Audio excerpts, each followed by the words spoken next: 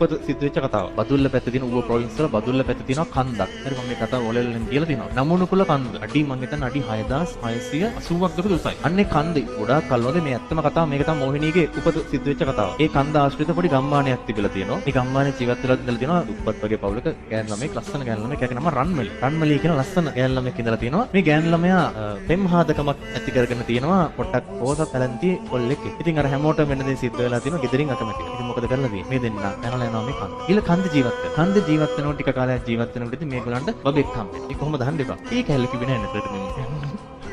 ඒක ඕනේ ඉන්න කොහොමද හම්බුණා. දරුවෙක් හම්බ වෙන පොඩි බබෙක් හම්බ වෙන දැන් චොටි බබා. ටික කල්ලාම කාලය ගත වෙනකොට මේ කොල්ලටයි මේ හස්බන්ඩ්ටයි මේ පොඩි ළමයාටයි උණ හැදෙනවා. ඒ කියන්නේ කැලෑ උණ කියලා කියන නමක් කමක් නැහැ. නිකන් වෛරස් උණක් හැදෙනවා. බෙහෙත් ජාතිත් හොයාගන්න නැහැ. හැබැයි රන්මලිට මේ ලෙඩේ හැදෙන්නේ නැහැ. මෙයා මොකද කරන්නේ? කන්ද මුදුනට යනවා බෙහෙත් ඖෂධ අරගෙන එන්න. බෙහෙත් පැලෑටි මොනවද අරගෙන කසාය හදලා දෙන්න. මොකක් හරි දෙයකට බෙහෙත් පැල හොයාගෙන එන්න කියලා මෙයා යනවා. අදටත් මේ නමුනුකුල කන්ද ආශ්‍රිතව ඉන්න ලොකු ගෝන්නු. අන්තට්ටු දින ගෝන්නු ඉන්නවා. මේ ගෝනෙක් ඇවිල්ලා මේ ගුහාවට අර පොඩි ළමයාවයි අර කොල්ලවයි ඇනලා පාගලා මරලා දානවා. රන්මලි මේ මුකුත් දන්නේ නැහැ. එයා බෙහෙත් පැලෙම ඔක්කොම අරගෙන ආපහු ගුහාවට එනවා. එනකොට මෙයා දකිනවා කොම උස්සලා දාලා ගිහින් බලනවා එයාගේ සාම්පුරුෂයා ළඟට ඇනලා මරලා. පොඩි ළමයා ගාවට ගිහින් බලනවා ඌවත් පාගලා මරලා. ඊට පස්සේ එයා ආපු දුකට මේ චූටි ළමයාවත් අතට අරගෙන මේ අඩි 6680ක් උඩ කන්ද මුදුනට ගිහිල්ලා ඉතින් පහළට පැනලා සීදී නසා. ඒ සීදී නසා ගන්න වෙලේ එයාගේ හිතට ඇවිල්ලා තියෙන හැඟීමක්. අපිට මේ දේ සිද්ධ වුණේ අර ගමේ මිනිස්සු අපට විරුද්ධ වෙච්ච ඉඳ කියලා සියලුම මිනිස්සු ගැන වෛරයක් බැඳගෙන තමයි මෙතනින් පහළට පැනලා ගියේ. අදටත් ඒ ආත්මය අර ළමයාවත් වඩාගෙන මේ කන්ද ආශ්‍රිතව සැරිසරනවා. ඒක ඇත්ත කතාවක්. මේ කන්ද යනවා ඔය කැම්පින් වලට මේ කන්දට යනවා නමුනුකුල කන්දට කැම්පින් කරන්නෙම යනවා.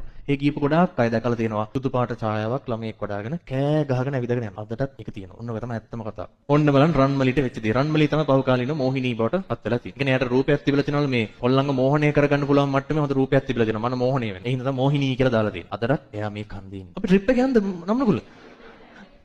යන්න